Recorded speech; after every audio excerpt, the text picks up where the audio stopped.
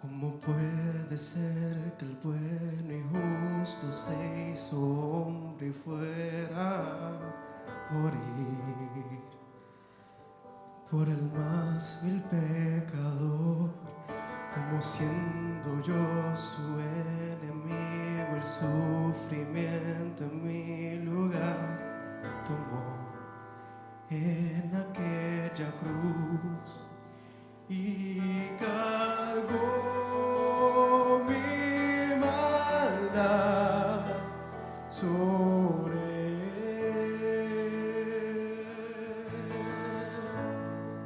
Su rectitud por la fe mía es.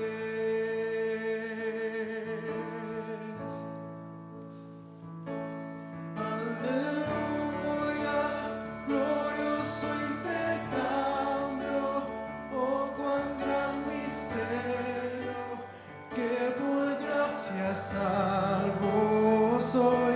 Aleluya, gloria sea a Cristo, por su sacrificio, declarado justo soy en él.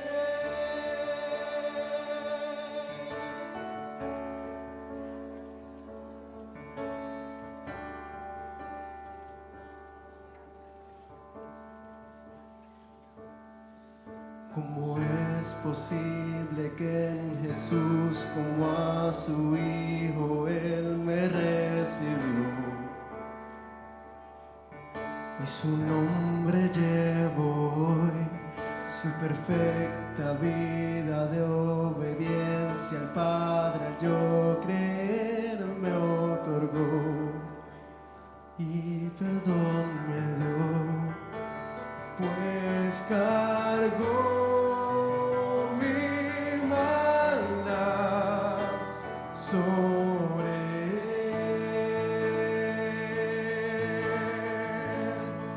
Su rectitud por la fe mía es.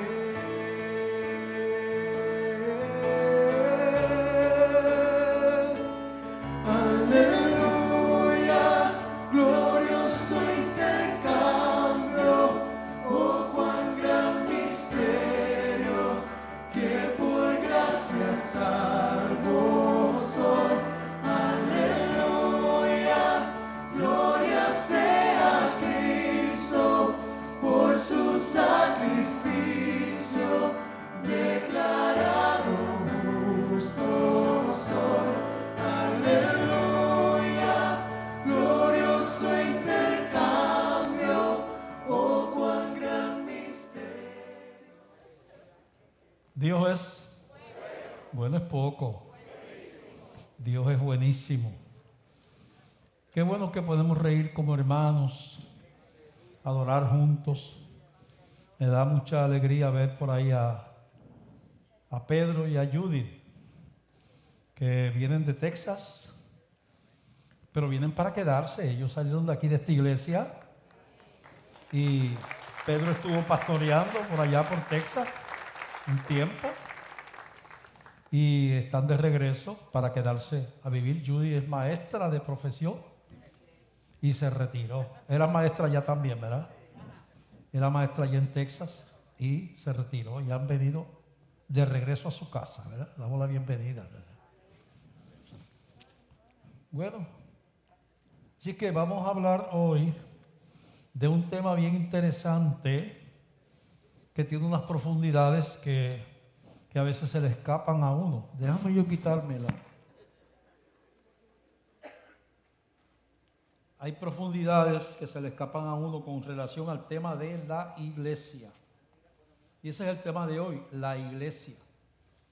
La iglesia que fue diseñada por el Señor, que fíjate que extraño esto, antes de empezar a leer la escritura que vamos a leer, en Efesios 1 del 15 en adelante. Qué interesante que cuando el apóstol Pablo, antes de convertirse al Señor, ¿verdad?, iba persiguiendo cristianos, los perseguían, los encarcelaban y los mataban. Y el líder de ese grupo era Pablo, cuando iba camino a Damasco a buscar cristianos para encarcelarlos y para matarlos. Y allí en el camino, Cristo, que tenía propósitos Cristo para este hombre, interrumpe su caminar.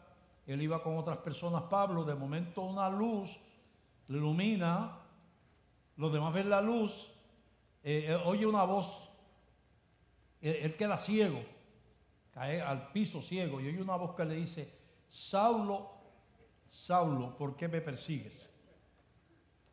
Fíjate que no dijo: Saulo, Saulo, ¿por qué persigues a la iglesia? Porque ya Cristo había muerto, había resucitado, está hablando desde la gloria, desde allá.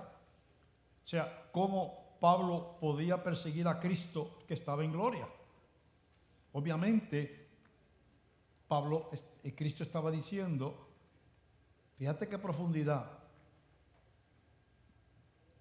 si persigues a la iglesia, me estás persiguiendo a mí, porque ese es mi cuerpo. Eso es parte de mí.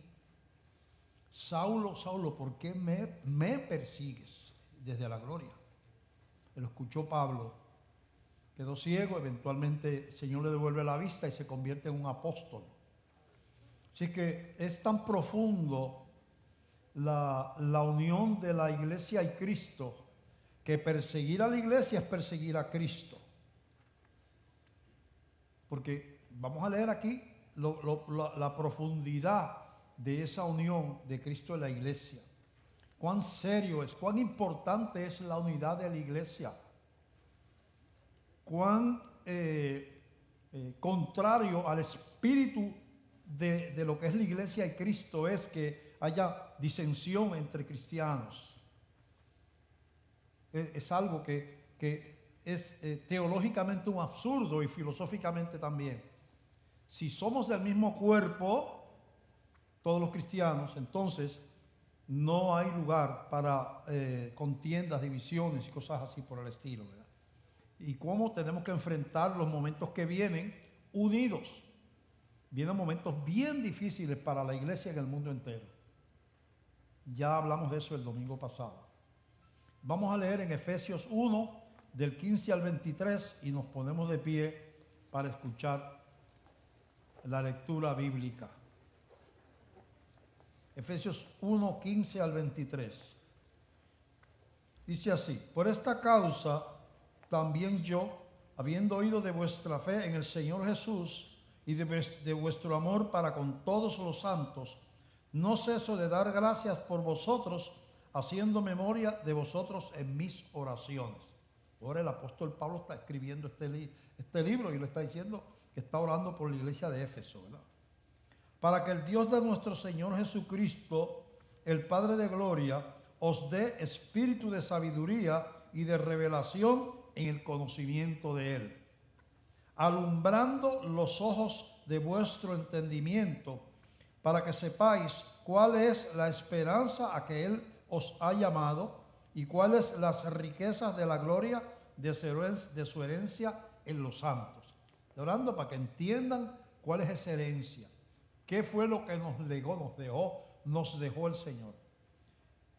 ¿Y cuál la supereminente grandeza de su poder para con nosotros, los que creemos, según la operación del poder de su fuerza? ¿Cuál es el poder? ¿Qué es la iglesia en la cosmología, en el mundo, en el universo? ¿Verdad? La cual, ahora empieza a hablar de una fuerza, de un poder. Ese poder, la cual operó en Cristo, resucitándole de los muertos y sentándole a su diestra en los lugares celestiales. Habla entonces Cristo como se humilla, muere, paga nuestro precio allá en la cruz, resucita y es recibido en gloria para reinar allá arriba. Sobre todo principado y autoridad y poder y señorío, y sobre todo nombre que se nombra, no solo en este siglo, sino también en el venidero. Y habla que entonces que Cristo es exaltado hasta lo sumo y se le da un nombre que es sobre todo nombre, toda potestad, todo espíritu, sea maligno o sea angelical o lo que sea, está bajo ese poder y esa autoridad. Y sometió todas las cosas bajo sus pies. Eso implica que los manda, que y lo dio por cabeza sobre todas las cosas a la iglesia, la cual es su cuerpo, la plenitud de aquel que todo lo llena en todo. Vamos a analizar ese verso después que oremos. Padre, te damos gracias por la palabra. Queremos aprender de ti, Señor, que el misterio tan profundo de la unión mística de la iglesia con Cristo, Señor, se nos revele en este día. Ayúdanos, Espíritu Santo, a entender tu verdad en el nombre de Jesús. Amén, amén. Dice que la iglesia es su cuerpo. Su cuerpo, dice, la plenitud de aquel que todo lo llena en todo. Quiere decir, la plenitud tiene que ver con llenura, con terminar algo. ¿Verdad? Plenitud tiene que ver con algo terminar, de cumplir un propósito. Y dice que la iglesia es su cuerpo, la plenitud de aquel. O sea que todo ese proceso del mundo, de la creación de una tierra, de poner unos seres espirituales a vivir aquí, el único ser espiritual de toda la creación en la tierra es el ser humano. Ningún otro organismo tiene un espíritu trascendente que continúe existiendo después de la muerte. Ninguno, ni animal, ni vegetal, por supuesto menos todavía. Así que el propósito de esa existencia, de esa creación de ese ser a la semejanza de Dios con un espíritu que trasciende, dice aquí que es la plenitud de la iglesia, es la plenitud. O sea, el proceso se completa. Plenitud tiene que ver con terminar, con completar. El proceso se completa cuando la iglesia esté con Cristo. Toda la existencia del mundo, todo lo que hay aquí, tiene como propósito, porque dice la Biblia que este mundo desaparecerá con gran estruendo y los elementos ardiendo serán deshechos y las cosas que vemos como son serán deshechas. Esta tierra tiene una sentencia de muerte física. Los seres vivientes, los humanos, no los seres vivientes, los humanos tenemos una final, o a gloria los que son de Dios, o a infierno los que no son de Dios. No hay más caminos intermedios ni paralelos, solamente dos caminos, o gloria o infierno. La diferencia está en Cristo, con Cristo o sin Cristo. Lo que está diciendo es que la iglesia es la plenitud, o sea, el terminar del proceso de la creación, de toda la creación, todo, culmina, se completa, se perfecciona, logra su propósito eterno cuando el cuerpo místico que es la iglesia y el Señor se encuentran para siempre en los aires, como está descrito en la Escritura, está escrito. Y viene la eternidad. Así es que en la iglesia entonces es algo tan importante que como es la creación de todo, es por causa de esa unión final. Porque o sea, ningún otro de los seres creados tiene un espíritu a la semejanza de Dios, solamente la raza humana. Así que es bien importante. Entonces, cuando somos miembros de la iglesia, somos miembros del cuerpo de Cristo. Somos uno con el Señor. Así que eso es bien importante entenderlo. Vamos a ver algunas verdades paralelas a esto que estamos diciendo y que refuerzan lo que hemos leído. En Colosenses capítulo 2, del verso 8 en adelante, dice lo siguiente. Vaya analizando por qué es importante la iglesia en este mundo, qué tarea tenemos de llevar un mensaje, de terminar de llenar la casa, que es las personas que Dios escogió, que Dios conoce de la eternidad, de la eternidad de la creación del mundo hasta el día final, que son de Dios, que Dios conoce, que se sigan llenando y convirtiendo hasta que se cierre la puerta. La dice porque la puerta se cerrará. Y usa el arca cuando entraron los que tenían que entrar, dice la puerta se cerró de afuera hacia adentro, o sea, la cerró Dios. Llegará el momento cuando el último cristiano se convertirá y no podrán predicar 800 evangelistas y nadie se puede convertir porque la puerta se cerró. Y si el Espíritu Santo no convence de pecado, es imposible convertirse. Así que llegará un momento que ya se cerrará la puerta. Todavía esa puerta está ahí para que los que tienen el corazón preparado pues puedan responder al llamado de salvación. Si usted está aquí hoy o nos está viendo por los medios de comunicación, la puerta está abierta y es cuestión de que usted, el Espíritu lo mueva a arrepentimiento y a reconocer que necesita un Salvador. Bueno, entonces dice Colosenses 2:8, dice, mirad que nadie os engañe por medio de filosofías y huecas sutilezas, según las tradiciones de los hombres, conforme a los rudimentos del mundo y no según Cristo. Sí, está las versiones del mundo, la filosofía, las enseñanzas del mundo y la palabra de Dios y la revelación de Cristo. Entonces, mire, no les engañen las bonitas palabras del mundo, dice, no lo permitan. Porque en Él, en Cristo, habita corporalmente toda la plenitud de la deidad. Parte diciendo, Cristo es Dios. Habita toda la plenitud de la deidad, quiere decir que es consustancial con el Padre y con el Espíritu Santo. Eso es lo primero que establece. Y vosotros, hablando a los cristianos, estáis completos en Él, que es la cabeza de todo principado y potestad. Estás completo. Y tú eres cristiano, tú estás completo. Pero es que yo no tengo las cosas que yo quiero conseguir. Yo no tengo trabajo, no tengo casa no sé, no he logrado mis metas, pero estás completo. Está hablando aquí de la eternidad, no está hablando de cómo te va a pasar a ti la semana que viene.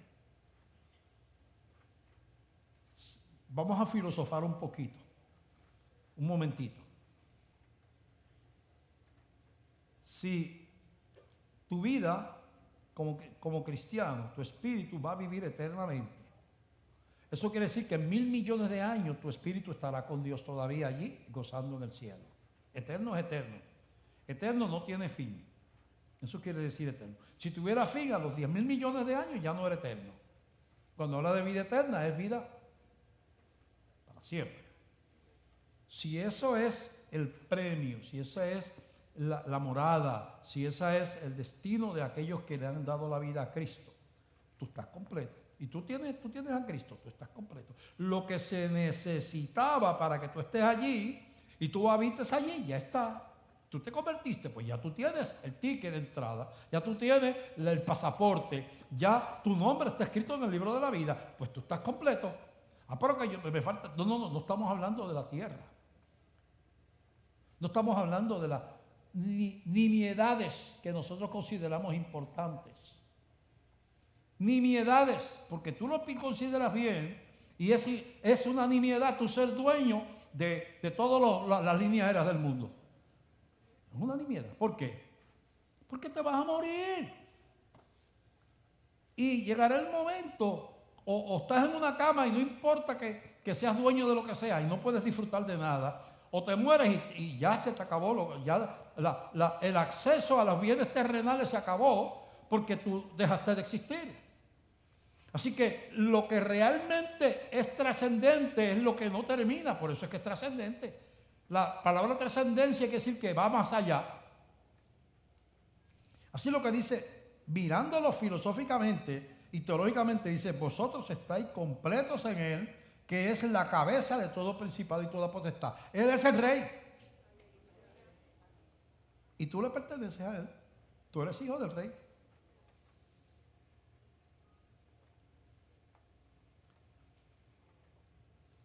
En Él, en Cristo, también fuisteis circuncidados con circuncisión no hecha a mano, al echar de vosotros el cuerpo pecaminoso carnal en la circuncisión de Cristo. Que está hablando aquí a la gente utilizando términos que el pueblo hebreo conocía.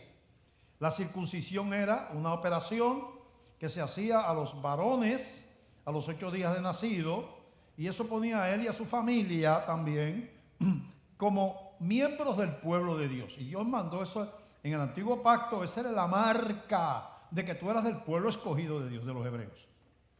Era la circuncisión. Cuando llegaron del desierto, los niños que habían nacido en el desierto, porque los mayores todos murieron allá cuando fueron los israelitas peregrinando, que salieron de Egipto, de la esclavitud, para llegar a la tierra prometida. Tuvieron 40 años, todos los mayores murieron y ninguno de los niños de los que entraron a la tierra prometida había sido circuncidado, porque eso había terminado antes de salir al desierto. Y Dios le dice: pónganse en fila, porque ustedes son hebreos. Y le dijo Josué, le dijo el sacerdote: pónganse en fila, porque ahora son grandes ya ustedes, son hombres, pero hay algo que se dejaba de hacer, que había que hacerlo. Hay que circuncidarlo.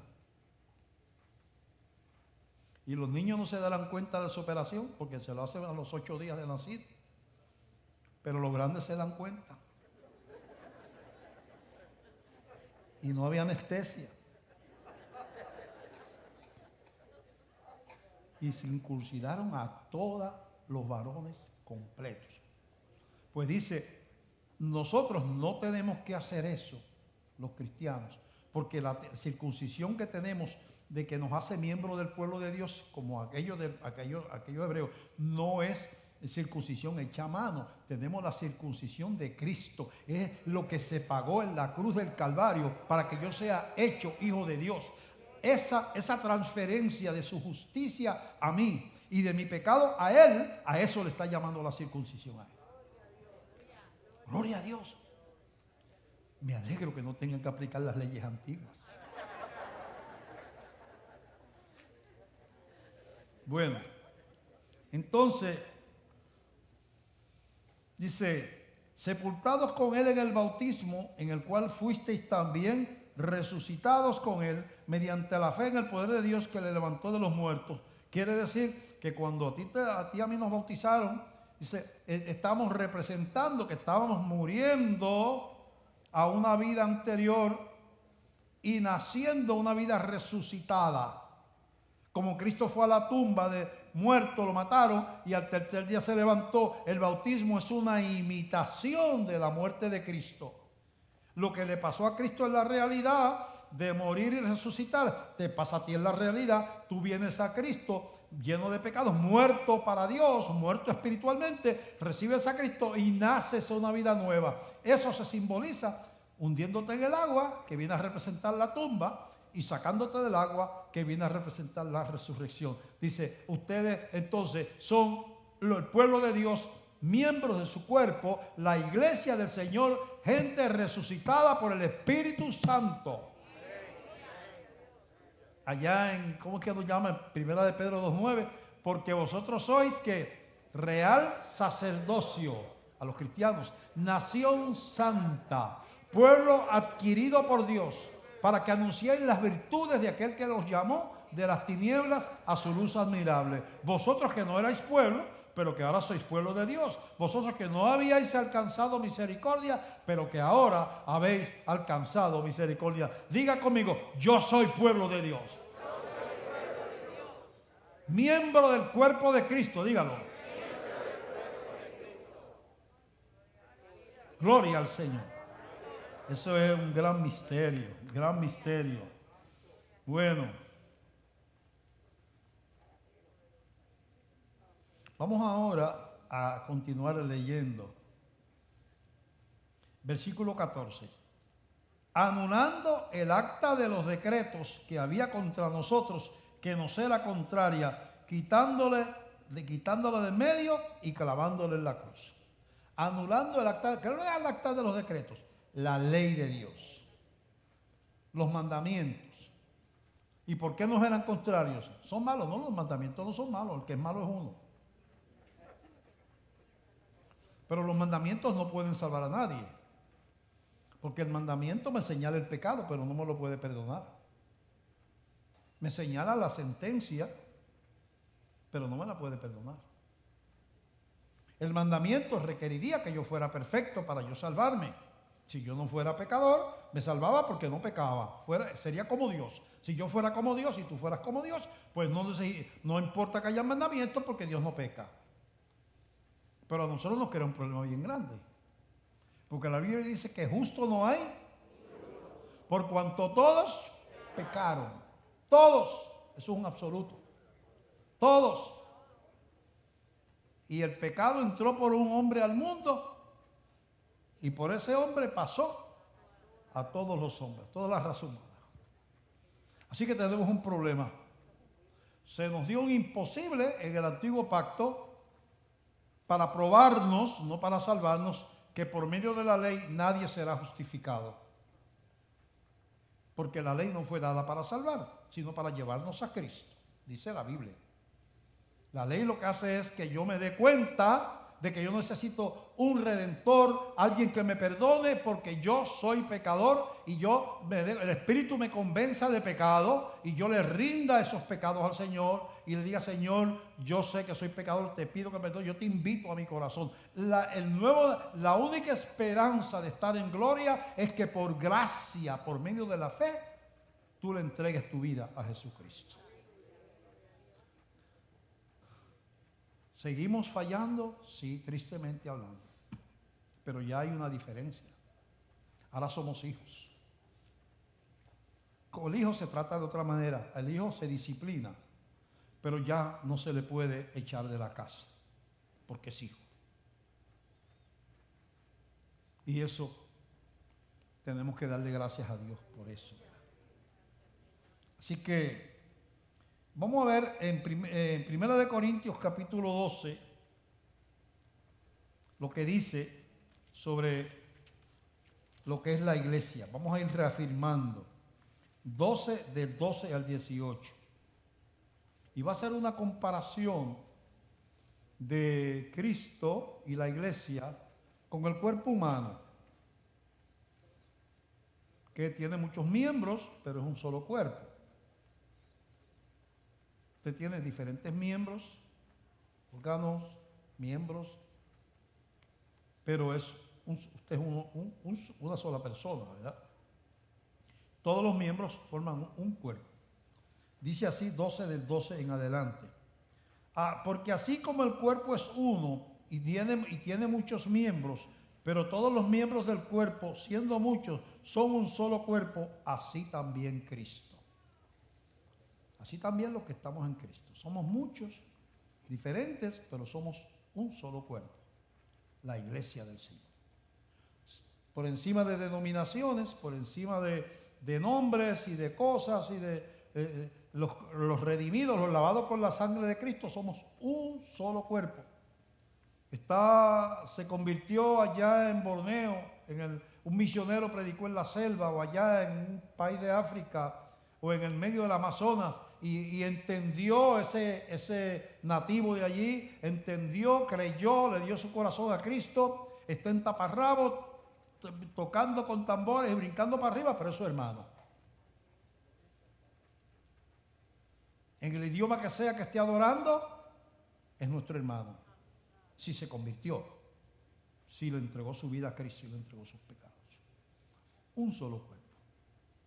En Rusia, en China, en Alemania, en Argentina, en Borneo, en Benín, en Sudán, en Checoslovaquia, donde usted diga, si recibió a Cristo como Señor y Salvador, es miembro de la iglesia de Jesús. Aquí. Porque por un solo espíritu fuimos todos bautizados en un cuerpo, sean judíos o griegos, sean esclavos o libres, y a todos se nos dio a beber de un mismo espíritu. No hay salvación si no hay Espíritu Santo morando en uno. A los que le reciben, Dios le da el Espíritu Santo. Dice la Biblia que el que no tiene el Espíritu de Cristo no es de él. Lo que identifica a un cristiano delante de los ojos de Dios somos las arras. El Espíritu es la arra de nuestra herencia, la garantía, la evidencia. Es que si uno se convierte, el Espíritu viene a morar en uno y uno está marcado. Se nos dio, dice, no importa si es griego o judío o esclavo o libre, si se convirtió, bebió del mismo Espíritu, el Espíritu Santo. No hay nada más que uno. el Espíritu Santo. Ahí dice que además el cuerpo no es un solo miembro, sino muchos. Y está hablando el cuerpo humano y está hablando de la iglesia. Si dijera el pie, porque no soy mano, no soy del cuerpo, por eso no será del cuerpo.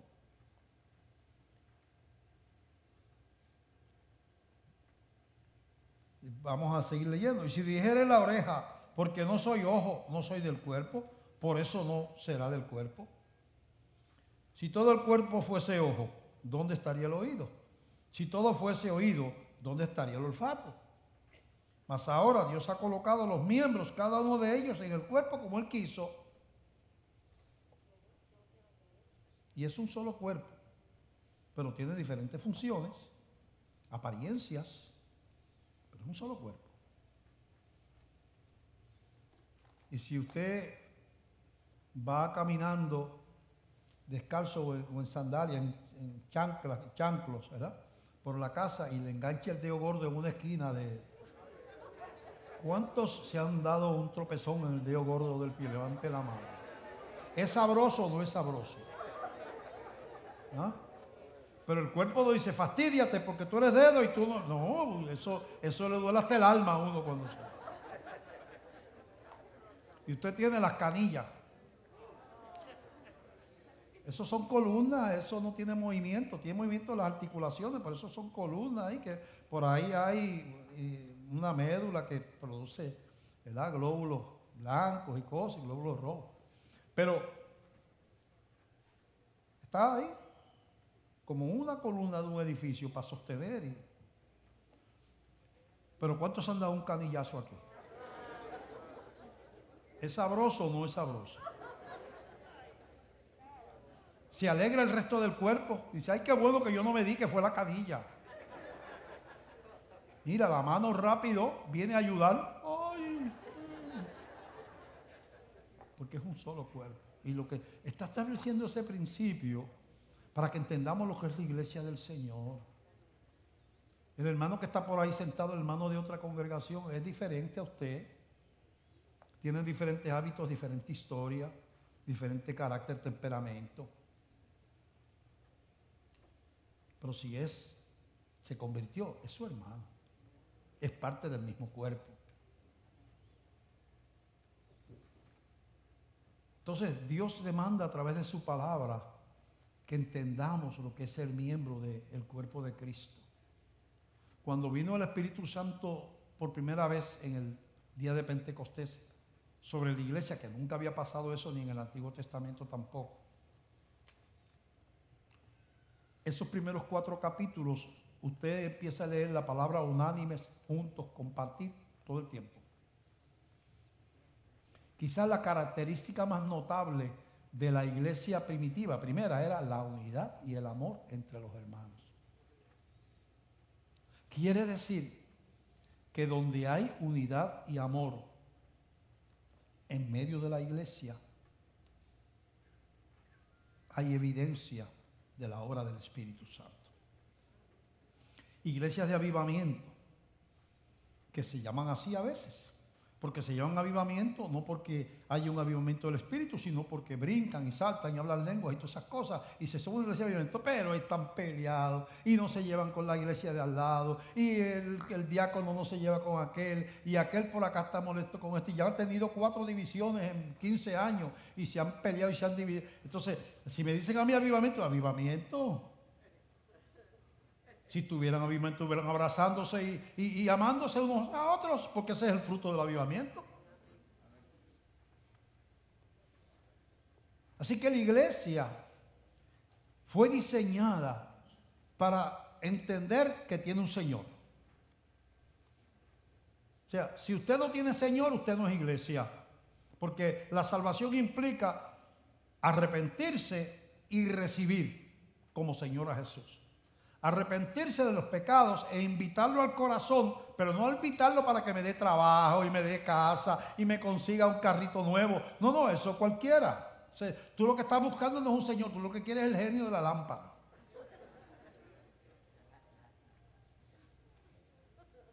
Pero si tú has entendido ahora tú tienes una nueva vida. El que esté en Cristo, nueva criatura es. Las cosas viejas pasaron. La gente que si el hermano, que si yo no me llevaba, estamos en la misma iglesia, pero somos vecinos y no estamos enojados. Pues si estaban enojados, mejor es que se arreglen. Porque es incompatible que tú estés en la misma iglesia y estés peleado con esa persona. Tú estás lastimando al Espíritu Santo.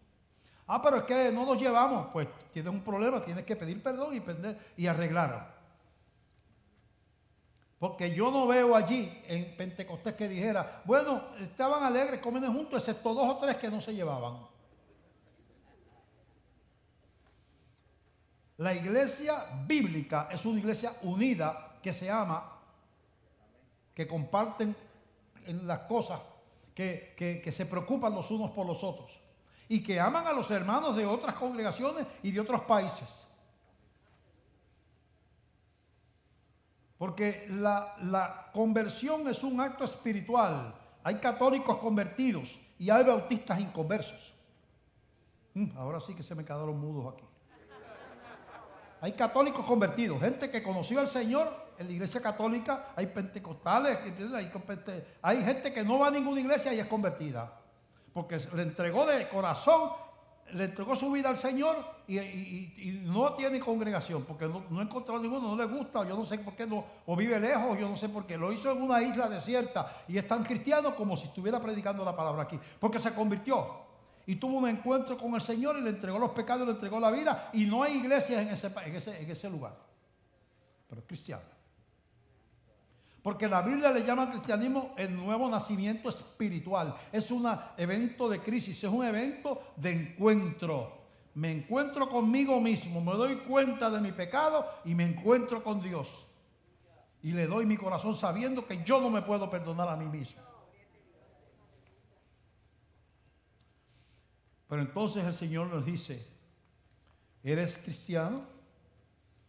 Pues mira, toda esa otra gente también son miembros de mi cuerpo. Y los miembros del cuerpo, cuando un miembro se duele, todo el cuerpo se duele, como la cadilla y como el dedo gordo del pie. Hay que aprender a caminar como el cuerpo de Cristo. Es vergonzoso que hayan tantas divisiones en las iglesias. Es vergonzoso que hayan peleas. Hay reuniones de negocios en las iglesias que parece la legislatura, la política. O una sesión de negocio de una empresa comercial. No parece la iglesia del Señor. No está el amor en la reunión, no está la alegría de estar juntos, no está la humildad y el compartir. Hay contienda, deseo de sobresalir, confrontación, orgullo, soberbia. Vergonzoso. Ahora mismo aquí que estamos dando la lucha porque le quieren meter a nuestros niños adoctrinamiento en las escuelas. Aunque están negándolo por ahí, porque lo que quieren es que terminar con el maltrato a la mujer. Ese es el fronte, como dicen aquí la gente de la calle. Eso es para tapar.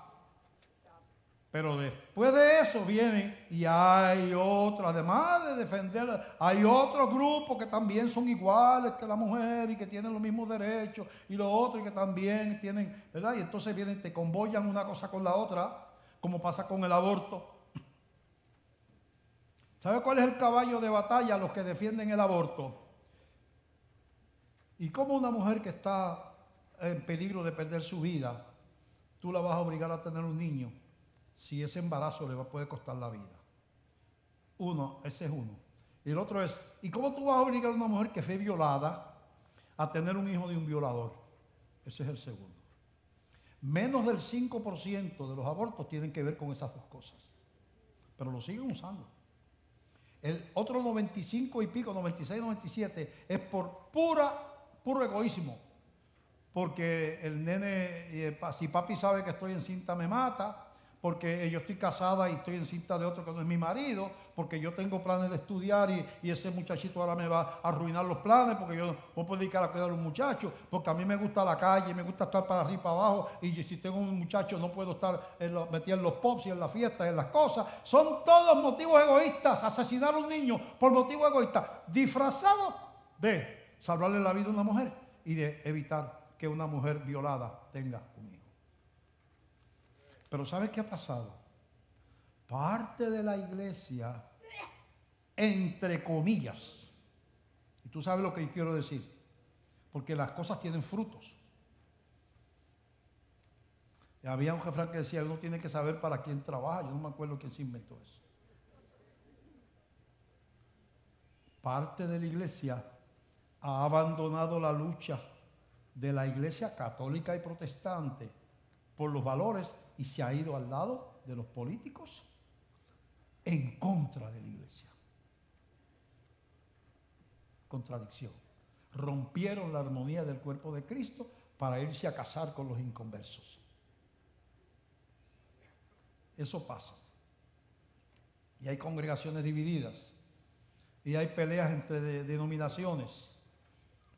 Vergonzoso, sí. Antibíblico, también. Nosotros aquí en la Iglesia Bautista de Glenview no hemos tenido una división en 43 años. Dios nos ha guardado. Pero somos muy solícitos en guardar la unidad del cuerpo. Aquí aplicamos el principio de los búfalos. ¿Sabe cuál es el principio de los búfalos? Primero, no le llames búfalo a lo que hay en Estados Unidos, en Yellowstone. Esos no son búfalos, esos son bisontes. En Estados Unidos no existen los búfalos que no sean los zoológicos. Hay bisontes. Los búfalos hay en África, en la India. El bisonte, que pintan mucho en las cuevas, en las pinturas rupestres, ¿verdad? Porque eran bien abundantes en otras épocas, en la edad de hielo. Entonces tienen ese lomo aquí así bien grande y la cabezona así bien para abajo. Y así son los que están pintados en las cuevas. ¿Sí? Hay bisonte europeo y hay bisonte americano. Pero el búfalo parece una vaca grande. Pesan como 3.000, 4.000 libras, pues son grandísimos. Pero son la comida favorita del león, porque un buen búfalo rinde. Pero los leones prefieren los débiles, especialmente los jóvenes. Los que son los terneritos y los jóvenes. Y están paciendo los búfalos, comiendo hierba, quiere decir eso. Montones, a veces cientos de ellos. Y los leones empiezan a observar dónde está la presa. Hay una leona siempre que es alfa. La leona, el macho está bajo un palo durmiendo. Cuando la leona matan, entonces viene y le quita la comida y se la come el primero. Abuso sexual de los leones. Entonces, localizan ese ternero o ese animal que está cojo o algo, y entonces empiezan a caminar hacia allá, a correr hacia allá. Si los búfalos se van en estampida y se rompen filas, están fritos, se acabó. No tienen oportunidad. Porque el león busca ese animal débil, lo derriba, lo mata y se lo come. Pero hay una defensa de los búfalos. Y es que le colocan los débiles en el medio y todos los machos y las hembras fuertes hacen un círculo con la cabeza hacia afuera. Esos cuernoses así que tienen. No cuernos. No miren para acá que no estoy hablando de mí, estoy hablando de los búfalos. Estoy hablando de los búfalos.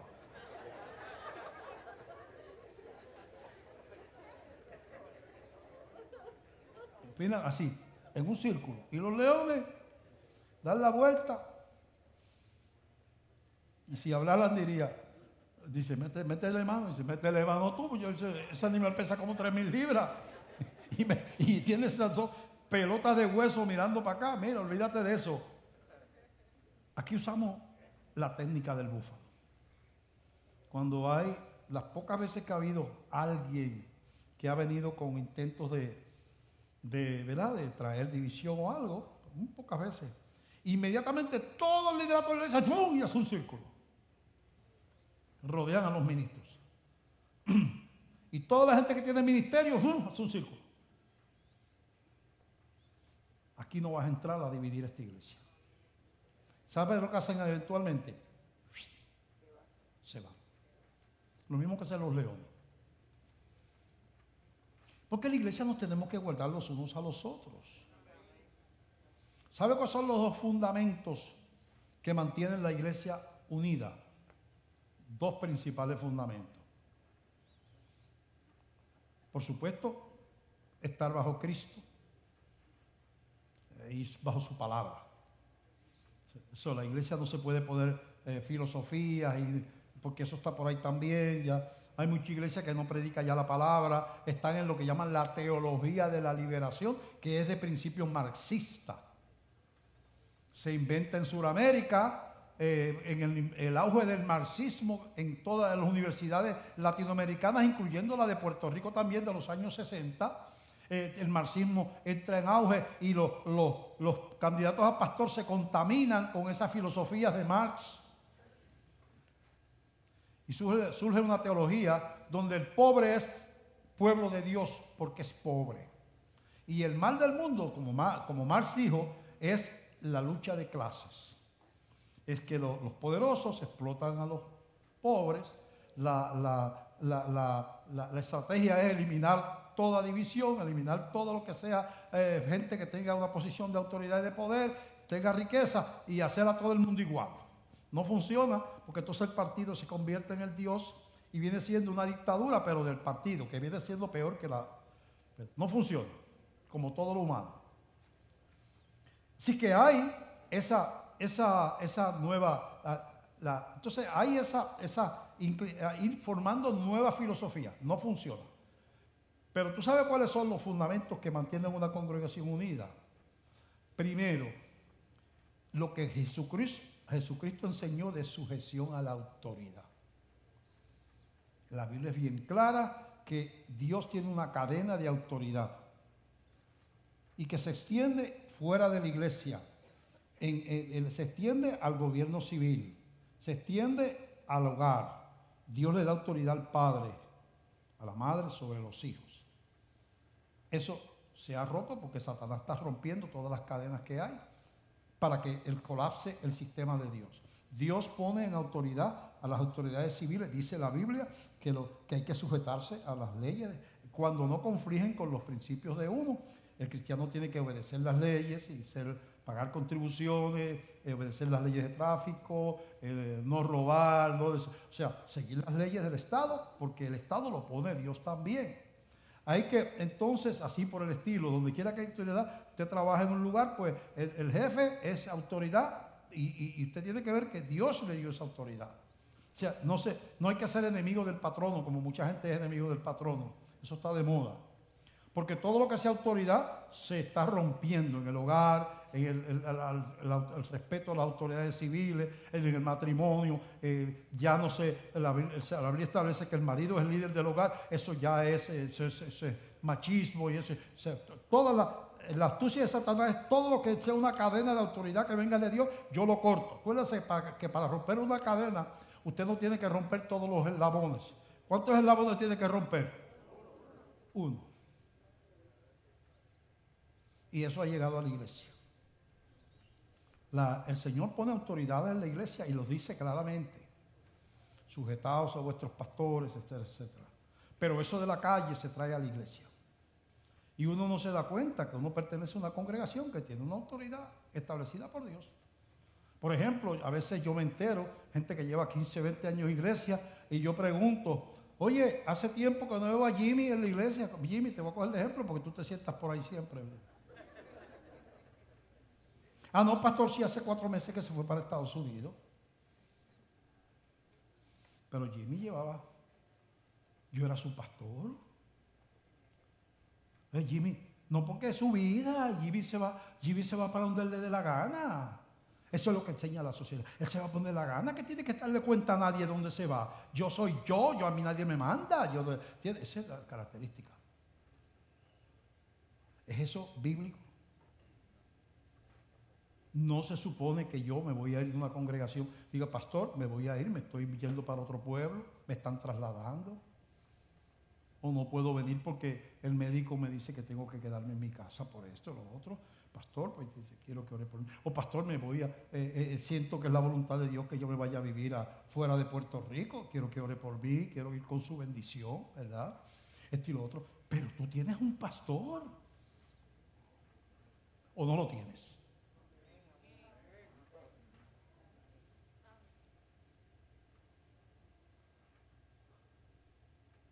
Lo otro el otro pegamento que mantiene una iglesia fuerte y unida es el amor, que es la mayor de las virtudes teologales.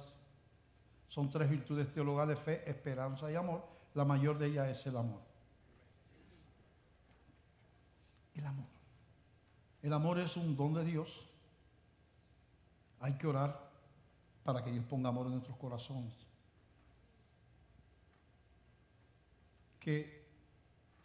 Señor, que el dolor de mi hermano sea también mi dolor.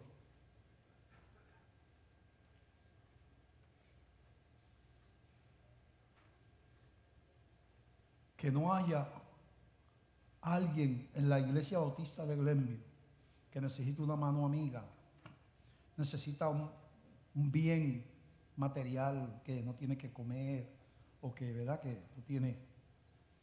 Y que no haya ninguna congregación tan grande, ni el pastor, ni nadie, nadie. Fastídiate allá, esa es tu vida. ¿Qué es eso? ¿Y dónde está el amor de Cristo?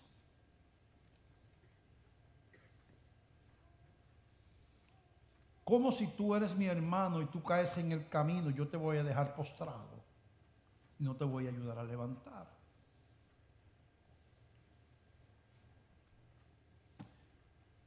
La iglesia tiene una tarea que hacer. Vienen tiempos bien difíciles. Y la estrategia primordial de Satanás va a ser dividirnos. Los políticos van a tratar, ya lo están tratando, de dividirnos.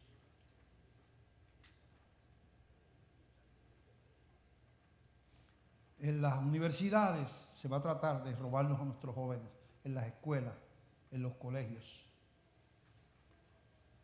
para que vean a la iglesia como mala, como enemiga, como anticuada, como obsoleta, como prejuiciada. Y lo único que podemos hacer es orar para que Dios nos guarde de esa obra del mal.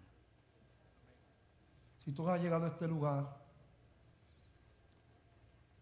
estamos completos en Cristo cuando somos hijos de Dios. Pero cuando no hemos entregado, no hemos arreglado nuestra condición de pecadores, estamos sin Cristo y sin salvación.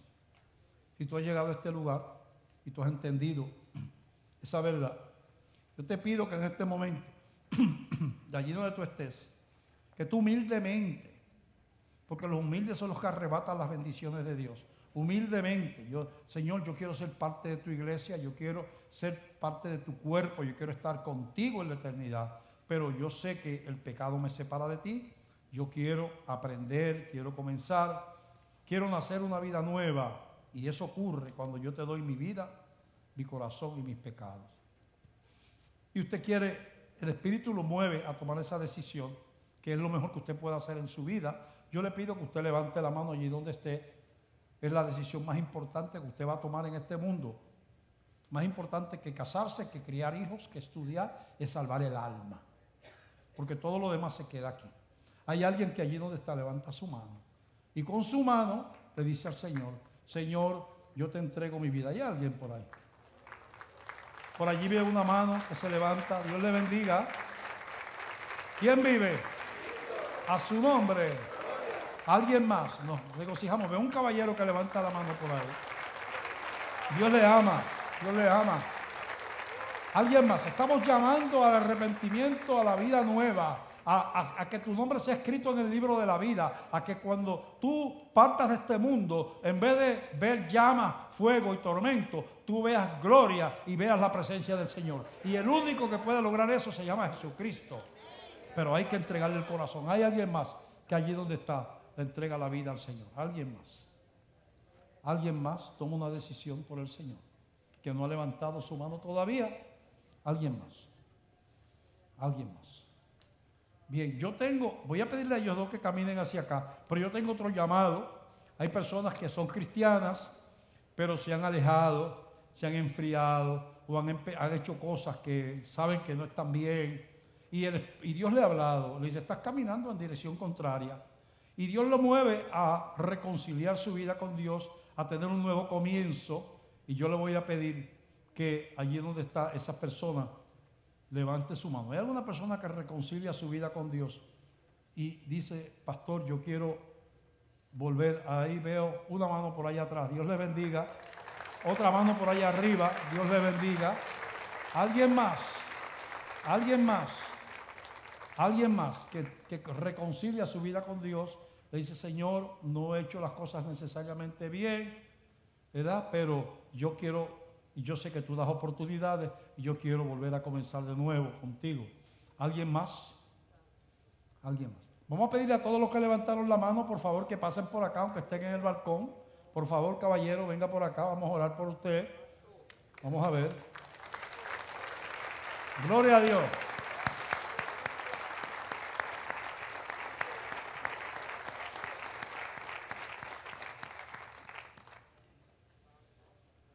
¿Quién vive? Cristo. A su nombre. Gloria. Dios es. Bueno, es poco. Vamos a ponernos de pie. Padre, te damos gracias. Gracias, Señor, por estas vidas. Gracias por ser parte de tu iglesia, Señor. Es algo tan profundo, un misterio tan grande, que gente como nosotros, imperfectos, pecadores, podamos llamarnos cuerpo de Cristo. Gracias, Señor. Gracias. Señor, te pedimos ahora que nos lleves con paz. En el nombre del Padre, del Hijo y del Espíritu Santo. Amén.